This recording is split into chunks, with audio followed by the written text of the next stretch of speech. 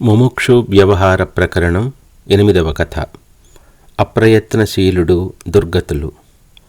ఓ రామచంద్ర, దైవము అని జనులు దేనిని దృష్టిలో పెట్టుకుని సంబోధిస్తున్నారో ఎంత తరచి చూచినా నాకు అర్థమొకటి. దైవం లేక అదృష్టం అనున్నది ఎక్కడ ఉన్నది? దానికి ఆకారము గాని, కర్మ గాని, చలనము గాని, పరాక్రమము గాని లేదే. అందుచేత అది మిథ్యాజ్ఞానము చేతనే ఆరూఢమై ఉంటోందని మా అభిప్రాయం. లేదా ఇతఃపూర్వపు కర్మలు లేదా ప్రయత్నములు ఫలోదకమగుచున్నప్పుడు సుదూర దృష్టితో కూడిన సూక్ష్మబుద్ధి లేని జనులచే ఇవి దైవం యొక్క చేతలే కదా అను మాటలచే కల్పింపబడినదని చెప్పక తప్పదు. భ్రాంతిచే త్రాడునందు పామును ఆరోపించినట్లు వారు దైవము అను కల్పిత వ్యవహారమునందు సుదృఢులై ఉంటున్నారు. అయితే ప్రాక్తన కర్మలచే జీవుడు సర్వదా ప్రభావితమగుచు అస్వతంత్రుడుగా ఉండవలసిందేనా? లేదు. ఒక దృష్టాంతము విను. ఒకడు కొంత చెడ్డగా కొంతకాలం వ్యవహరించడం జరిగిందనుకో. అప్పుడు అతడు ప్రాయశ్చిత్త రూపములైన అనునయ వాక్యాలు, క్షమించమని వేడుకొనుట, అధికమైన సేవా కార్యక్రమాలు, సహకారము అందించుట మొదలైన శుభకర్మలచే తాను బాధించియున్న వారి యొక్క సానుకూల్యము చూరగొనవచ్చును కదా. అశుభత్వం నుండి తన యొక్క శుభత్వముచే దోషపరిహారం చేయబడుతోంది. అట్లే ప్రాక్తన కర్మలు అనగా ఇంతకుముందు చేసిన కర్మలచే ప్రాప్తించియున్న దుష్ట సంస్కారములను, వాసనలను ఇప్పటి ప్రయత్నములచే శుభప్రదం తప్పక చేయవచ్చు. వర్తమాన ఆద్యతన సత్కర్మలు ఇతఃపూర్వపు దోషములను ప్రక్షాళనం చేయగలవు. కాబట్టి రామ, నీవు సర్వదా సత్కార్యములను చేయుటకే ప్రయత్నించదవుగాక.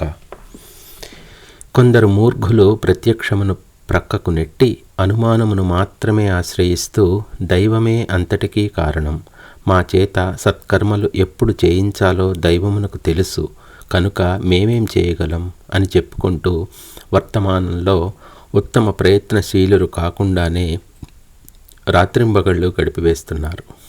అట్టి దుర్మతులు, మూఢులు నీకు తారసపడితే దైవబలం చేత మమ్ము అగ్ని ఏమీ చేయలేదు అని తలచి అగ్నిలోకి దూకమను. ఒళ్ళు కాలకుండా బయటపడగలరేమో చూద్దాం.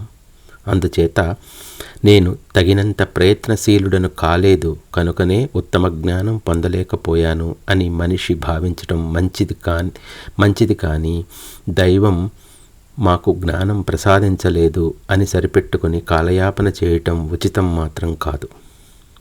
సరే, ఈ ప్రపంచమున దైవమే సర్వము నిర్ణయిస్తుంది. చూడరాని, చెప్పబడజాలని ఆ దైవమే అన్నిటికీ కర్త. ఇక కర్తృత్వం అంటూ మరెవ్వరికీ లేదు అనే అనుకుందాం. ఇక పురుష ప్రయత్నం ఎందుకు? ఎవరో ఎక్కడో ఉండి నీ కాళ్ళు కదుల్చుతున్నారా? పురుష ప్రయత్నము లేదు, దైవమే ఉన్నాడు అని అనుకునదలుచుకుంటే ఇక మానవునకు యంత్రచలితమైన ఆట బొమ్మకు తేడా ఏమీ ఉంటుంది? దైవమే సర్వము చేస్తున్నప్పుడు ఇక స్నాన, దాన, జప, తపాదులు ఎందుకు శాస్త్రములచే చెప్పబడుచున్నాయి? దైవ నిర్ణయమే అంతా అయినప్పుడు శాస్త్రోపదేశం మాత్రం దేనికి? మనం ఇప్పుడు ఈ ఆత్మవిచారణ చేస్తే మాత్రం ఏమి ప్రయోజనం? ఈ విచారణ, ఉపదేశాలు మానివేసి కాళ్ళు చేతులు గాలికి వదిలి కూర్చుంటే సరిపోతుంది కదా. ఆ దైవమునే అన్ని ప్రయత్నములు చేయమని చెప్పి ఇక ఈ జనులను పురుష ప్రయత్నం మాని చతికిల పడమందామా? కాబట్టి దైవమును ప్రతిపాదించి అప్రయత్నశీలురు కాగోరు వారిని మేము లెక్కలోకి తీసుకోము. ఈ ప్రపంచంలో ప్రతి ఒక్కరూ ఏదో ఒక ప్రయత్నం చేస్తూనే ఉన్నారు, ఒక్క శవం తప్ప. యత్నము వల్లనే ఫలితం అనేది లభిస్తోంది. ఈ నా యత్న ఫలితములు అల్పమైనవా లేక పరమోత్కృష్టమైనవా అనున్నది జీవుడు తన బుద్ధితో సరి అయిన నిర్ణయం చేసుకోవాలి. ఫుట్నోట్: లోకంలో శివుని ఆజ్ఞ లేనిదే చీమైనా కుట్టదు అను నానుడి ప్రచారంలో ఉంది. అట్లే నా రుద్రో రుద్రమర్చతి అనున్నది రుద్రాభిషేకంలోని వాక్యం. రుద్రుడు కానివాడు రుద్రుని అర్చించలేడు అని దీని అర్థం. ఈ రెండిటి యొక్క సమన్వయార్థం అతి సూక్ష్మ బుద్ధితో గ్రహించాలి. యత్నము వలననే ఫలితం అనున్నది కర్మల యొక్క సిద్ధాంతం. అప్రతిహతమైన శాసనం అయి ఉన్నది. యత్నములను అనుసరించే జీవునకు త్రికాలములు ప్రాప్తిస్తున్నాయి. అందుచేత ఓ రామచంద్ర, ఏది ఎట్లు అగుచున్నదో అదంతా ప్రయత్నానుసారమే ఉంటోంది అని గ్రహించబడుగాక. దైవము లేక అదృష్టము అన్నవి అర్ధరహితమైన పదములేనని మా అభిప్రాయం. అయినా నాదొక ప్రశ్న. ఆకృతి లేని దైవము, ఆకృతి కలిగిన మనుజుడు చేసే ప్రయత్నములు, ఈ రెండిటికీ సమన్వయం, ఏకత్వం, సమాధానం ఎట్లా కుదురుతాయి? ఆ రెండిటికీ సంబంధం ఎట్లా ఉంటుంది? అందుకే ఆ మాట నిష్ప్రయోజనమైనది. మరొక విషయం, కలము, కత్తి ఈ రెండిటిని ఒకేసారి ఉపయోగించడం సాధ్యమా? దైవమే అంతా చేయిస్తాడు, కానీ పురుష ప్రయత్నం కూడా ఉండాలి అని అనటం అట్టిదే అవుతుంది. కాళ్ళు చేతులు లేనివానిచే దైవం ఏదైనా చేయించగలదా? లేదు కదా. ఈ జగత్తులో ఒక పసిబాలుని దగ్గర నుండి మహామేధావి వరకు దైవము అను దానిని తమ మనోబుద్ధులచే ప్రత్యక్షపరుచుకున్న వారెవరైనా ఉన్నారా? ఈ విధంగా దైవము అన్నది అసత్తేనని తేలుటలేదా?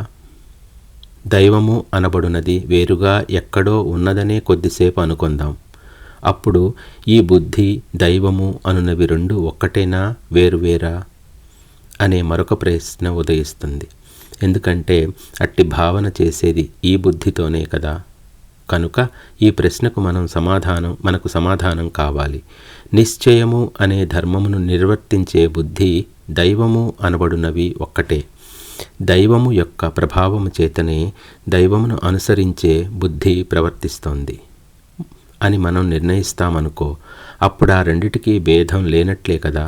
అనగా బుద్ధియే దైవము కనుక ఇక బుద్ధినే మనం ఆశ్రయిస్తే పోతుంది కదా. దైవం అనబడే మరొక వస్తువును ఎందుకు ఆశ్రయించాలి? ఎందుకంటావా? బుద్ధి అనున్నది అందరికీ అనుభవభూతమై ఉంటోంది. దైవమా ఎక్కడ ఉన్నదో, ఎట్లు ఉన్నదో తెలియదు. దైవము బుద్ధి వేరువేరు అని అనుకుంటామనుకో. అప్పుడు సంబంధం లేని రెండు విషయాలు సంబంధం కలిగి ఎందుకు ప్రవర్తిస్తున్నాయో చెప్పవలసి వస్తుంది. అనిర్వచనీయమగు దైవము ఈ సర్వజీవుల బుద్ధులను ఎందుకు ప్రభావితం చేస్తున్నది? దానికి వచ్చే ప్రయోజనం ఏమిటి? ఈ ప్రశ్నకు సమాధానం లభించటం లేదు కనుక మనం దైవము అను దానిపై ఆధారపడకపోవడమే మంచిది. బుద్ధౌ శరణమన్విచ్ఛా కృపణా ఫలహేతవః అని భగవద్గీతలో శ్రీకృష్ణ పరమాత్మ చెప్పినట్లు సాంఖ్యయోగంలో, నాయనలారా బుద్ధినే శరణు వేడండి, ఫలహేతువు అనగా ఇక్కడ దైవముగా చెప్పబడుతోంది చాలా అల్పమైన విషయం అని హెచ్చరిస్తున్నారు. బుద్ధ భగవానుడు కూడా బుద్ధం శరణం గచ్ఛామి అన్నాడు. అట్లుకాక సమాన బుద్ధి బలములు కలిగిన ఇద్దరు వ్యక్తులు ఒక ఫలము లేదా ప్రయోజనము కొరకు ప్రయత్నించినప్పుడు ఒకడు ఒక రకంగా మరొకడు మరొక విధంగా ప్రయోజనం పొందుతున్నారు. ఇది దైవం యొక్క పాత్రే కదా అని ఎవరైనా అంటారేమో. దీనికి కారణం తెలియని దైవం అని ఎందుకు అనటం? వారి వారి ప్రయత్నముల తీవ్రతను అనుసరించి అది అట్లున్నదని ఎందుకు అనుకోరాదు? మా బుద్ధిలో ఇది ఇట్లు చేయాలనే భావం ప్రతిఫలించింది, ఇది దైవం యొక్క చర్యయే కదా అని మరెవరైనా అంటారేమో. ఆయా శారీరక మానసిక యత్నములే నిశ్చయమును ప్రభావితం చేస్తున్నాయని ఎందుకు అనుకోరాదు? బుద్ధిచే ఇది చేయాలి అనే నిర్ణయం చేయబడుతోంది. అట్లు చేయబడని యత్నముల మరలా బుద్ధిని ప్రభావితం చేస్తున్నాయి. కనుక దైవము అను దాని పాత్రను ఆశ్రయించే బదులు మనం పురుషకారమునే ఆశ్రయించవచ్చు కదా.